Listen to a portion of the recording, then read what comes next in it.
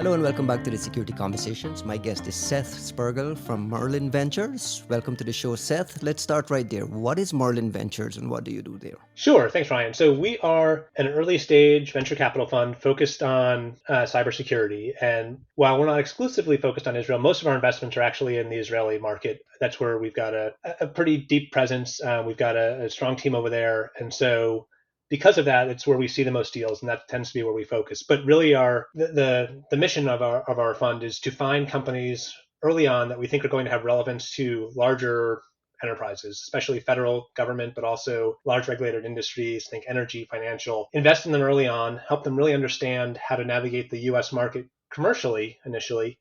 And then once they get their feet under them, help them also access the US federal market, leveraging our sisters companies' resources as well. Yeah, I want to get into a little bit of that as well because that's really, really interesting for investing in foreign companies Mhm. targeting our federal market. Like, how does that fit actually happen?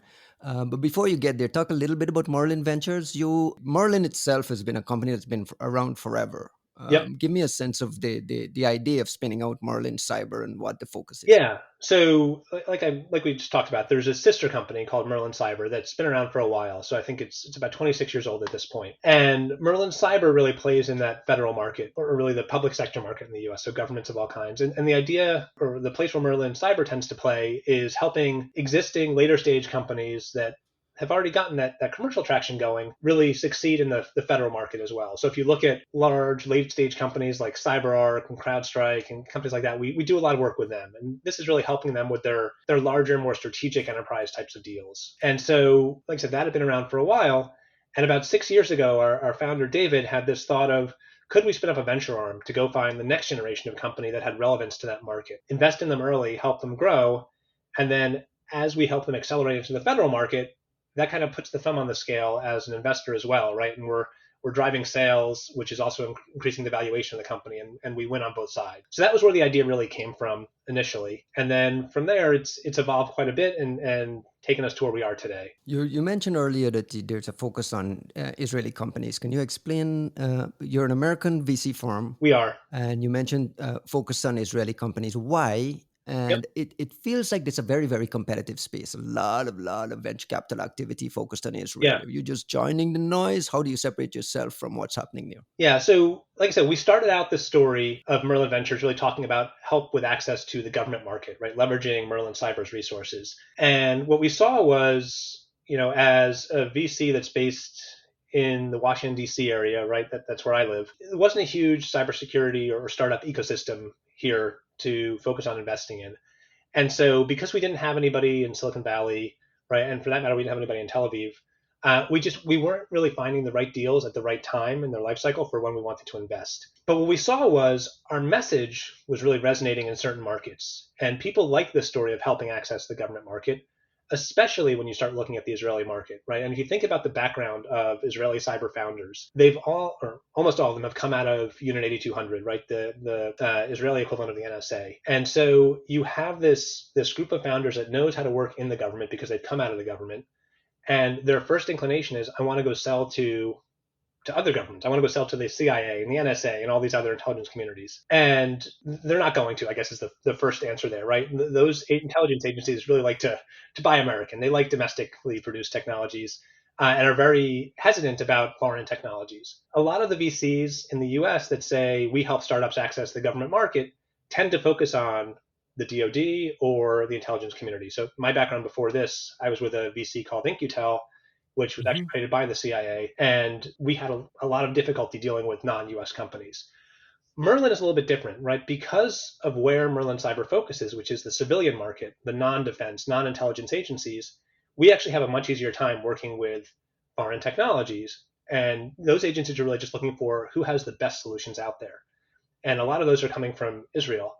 So our story of we help you navigate the U.S. government market, in addition to now this commercial markets, really resonated in Israel in a way it didn't in a lot of other places, because most of the VCs that talk about government weren't talking to the Israeli market, and the Israeli market was really hungry for that government side of things. So yes, we have to have a lot of conversations of, hold up, we're not going to go sell to the CIA, but have you thought about all this other set of agencies that do have an interest in finding the best technology that we can help you access? And so the way we really got involved in Israel was just as we saw where our message was resonating, we saw an opportunity there, and we also, through some luck, frankly, got connected with my now partner over there, Shai, who has a really deep network within the Israeli cyber ecosystem and knows how to navigate that market really well.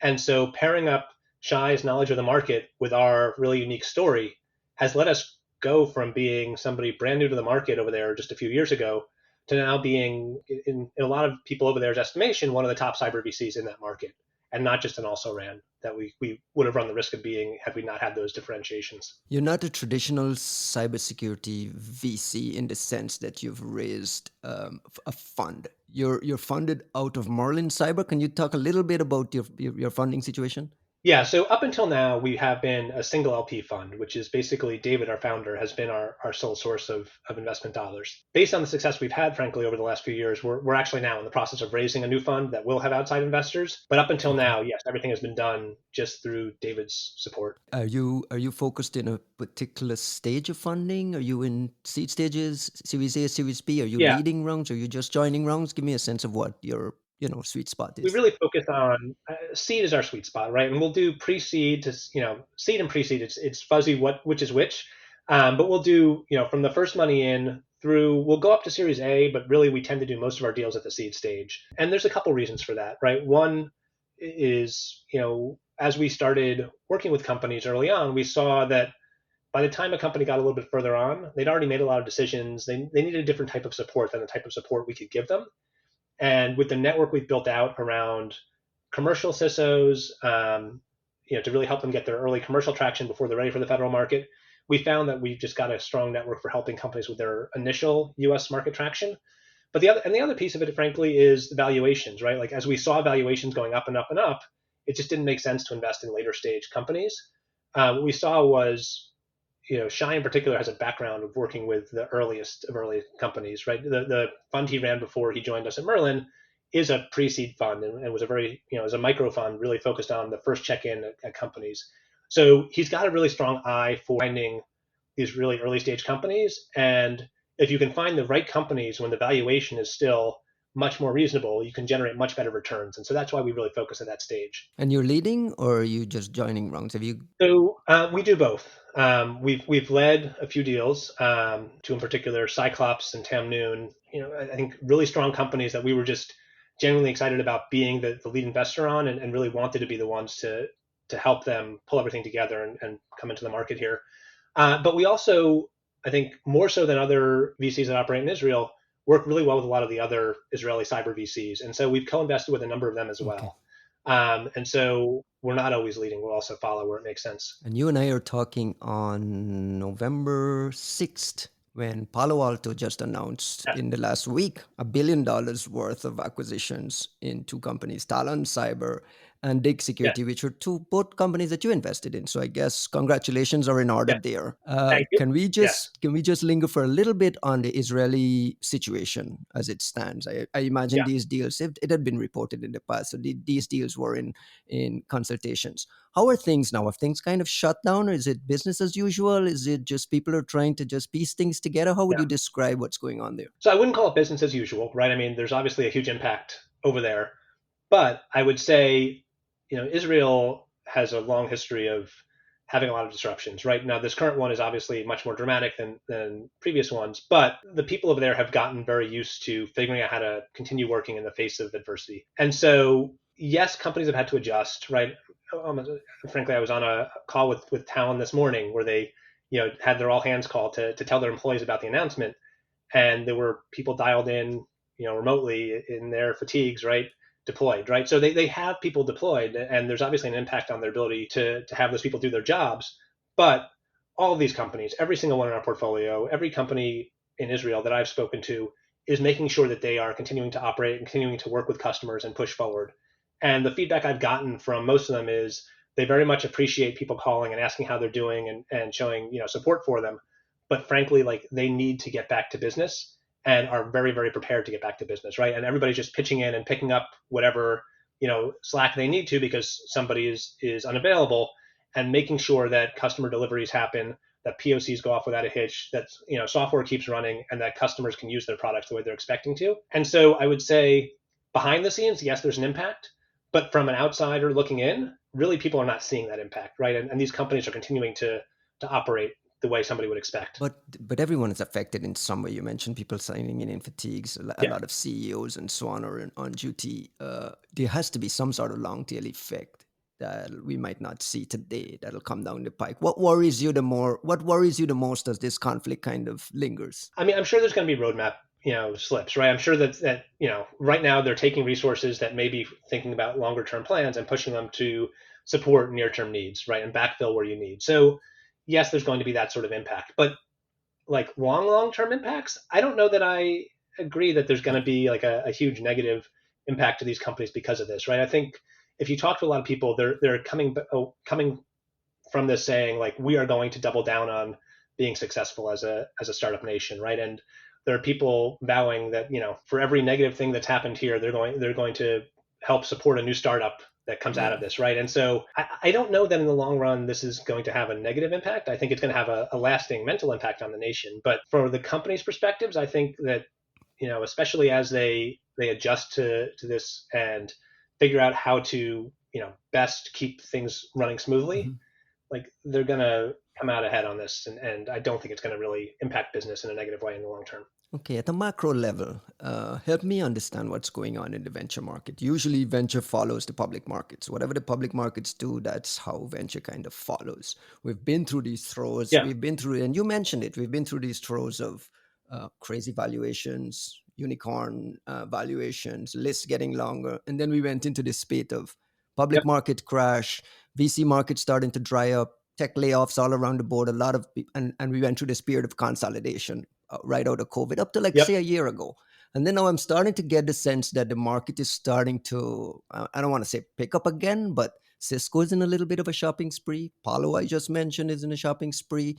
There's a Yep. lot of acquisition chatter and consolidation chatter at a very high level. How would you describe the VC investment Yep. climate, especially for cybersecurity investments? Yeah. So I think like you said, there's a lot of buying going on right now, and I think there's kind of two categories of that buying I've seen. Right, there is the hey, these companies are running out of money and it's hard to raise funding. Let's go do some sales shopping right now.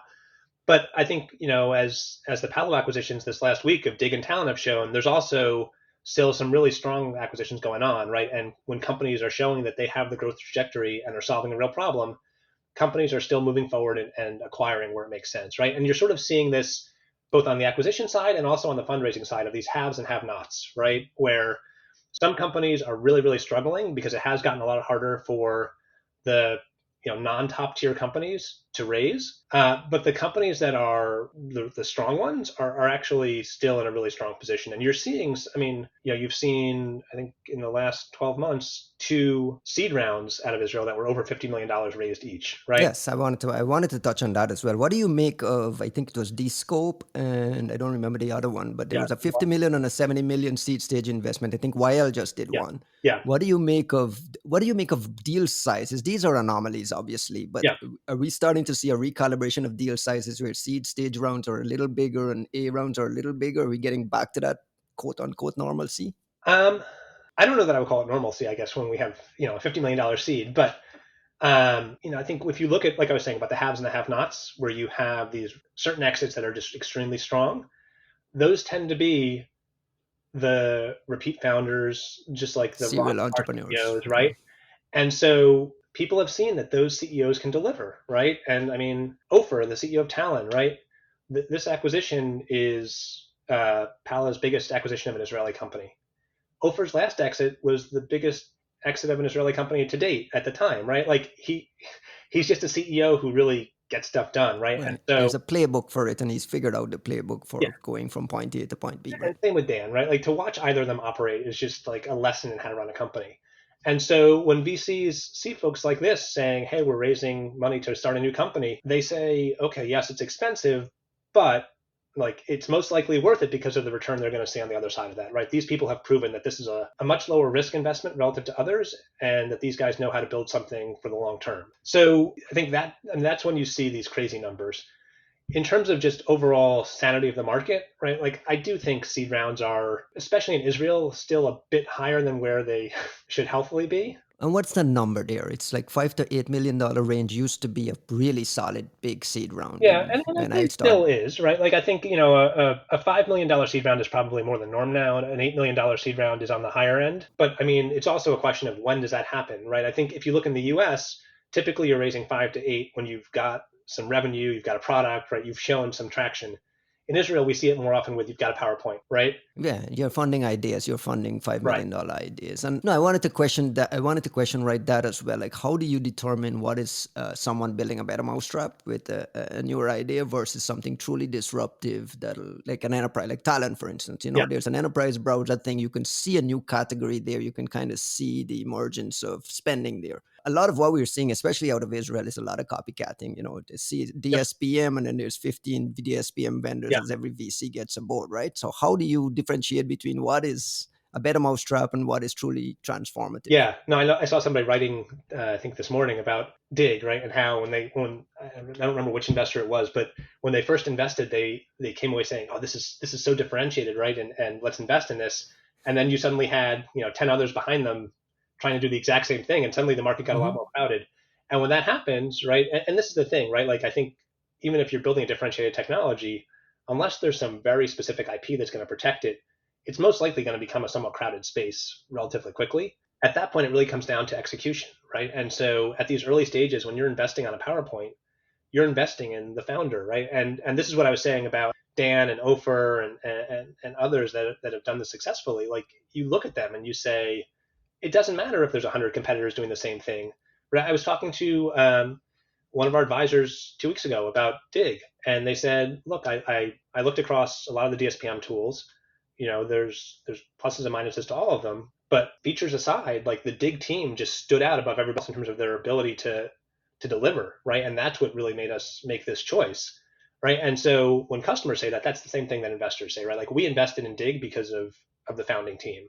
We invested in Talon because of that team, right? Like that's what really drives the success of these companies. The idea of good companies getting easy to get funding, good companies, this idea of profitable growth is starting to like seep back into it, Yeah. driven by this recalibration that we just went through, which is folks are not a growth mindset, spend and burn us at all costs. We'll raise the next round. There's more of a recalibration. Are you starting to see that take root? Focus on profitable growth rather than just growth at all costs. Yes, but at the stage we're investing in, right, a seed stage, there's no such thing as profitable growth yet, right? You've got to build the product, you've Right, got to right. get it out there, you've got to get ahead of your competitors.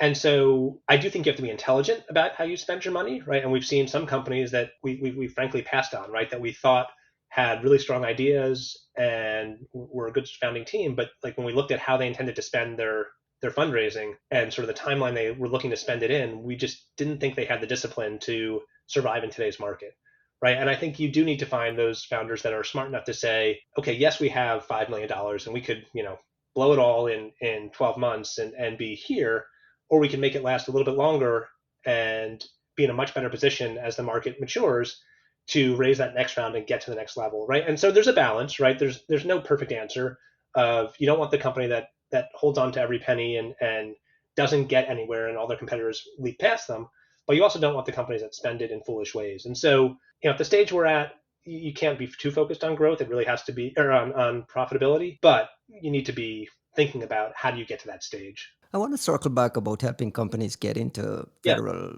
spending space. You mentioned they're not going to sell directly to the CIA or directly to the government, but there's a whole other subset of that market there. Right? I'm thinking of like CISA has this continuous Yep. CDM. diagnostics and mitigation (CDM) program, right? That really outlines where there's some spending to be made around Yep. dashboards, asset management, IAM, and that type of stuff. Can you linger a little bit there and help entrepreneurs understand revenue streams that actually exist that maybe they're Yeah. not thinking about? So CDM is a great example, right? This is a program that CISA funds to basically help secure the cybersecurity infrastructure of all the other civilian agencies, right? And the civilian agencies are all the ones that don't deal with, the military or the intelligence community. So a huge swath of the government. And frankly, that's where Merlin Cyber does a huge chunk of their business is through the CDM program, right? And it's helping companies to sell into multiple agencies through that program, right? And so yes, CDM is a great way to do it, but the key is you've got to actually be able to enter the market first and get some sort of traction before you can really justify getting the CDM program to buy your products, right? And this was actually one of the challenges we had when we first started Merlin Ventures was Merlin Cyber has historically been very good at working these large programs like CDM. But the reason for that is because we've historically worked with companies that were well established and already had some footprint in the federal market.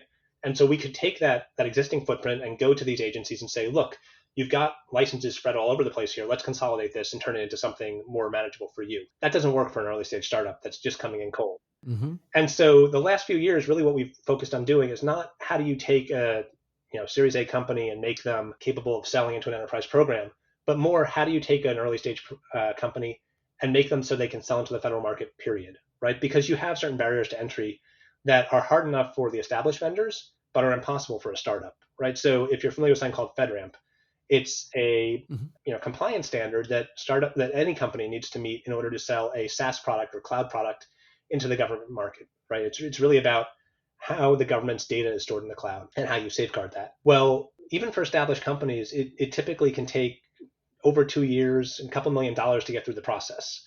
And so you can imagine for a startup, that's just, I'm not even going to think about that. But if you have a SaaS product, you need that in order to sell into the federal market. And so it's a non-starter. So Merlin spent the last few years actually building out a managed service for FedRAMP, where we have our own platform that we've taken through the process. We've taken all the hits kind of for them. And now we're able to bring other companies in as partners under our banner, under our authorization, to bring them into the federal market much more easily. So now these earlier stage companies have a much more predictable and cost effective way of being able to even sell that first dollar into federal. And then once they get to a place where they've got enough of a footprint, then we can start talking about the big programs like CDM and others. How can a company be ready for that? To be ready for you to kind of bring them along? Is there a certain stage and a certain maturity they need to be at? There's not a defined like a exact definition, but I would say it's when companies are comfortable enough in the maturity of their technology that they feel like there's not going to be major architectural shifts in the coming months, right? I mean, yes, every company at some point is going to do a major upgrade, and that's expected, but you've got to feel like your technology is at a stable enough point that you can spend the resources to take it through a pretty heavy compliance exam, right, and not be constantly swapping things out on the fly. And companies also need to have the resources to to spend on remediating any engineering findings that are related to it, right? So this is where, again, even though we started out Merlin Ventures about just talking about federal, we realized we needed to be able to help companies get their commercial traction first before they tackle that, and built out a pretty big network on the commercial side, actually, that you and I have talked about in the past, um, Mm-hmm. to help them really build up enough traction and momentum that they can then afford the resources to spend on getting through FedRAMP. We talked a little bit about data security, cloud security. There's a heavy emphasis there and focus there. What excites you about the future when you think about like really finding the truly transformational things? Everyone is on the AI bandwagon today. I mean, obviously, you guys are probably feeling a lot of calls from AI Yeah. companies. But beyond that, what truly excites you that you see is potentially revolutionary? Potentially revolutionary is a big question. Yeah.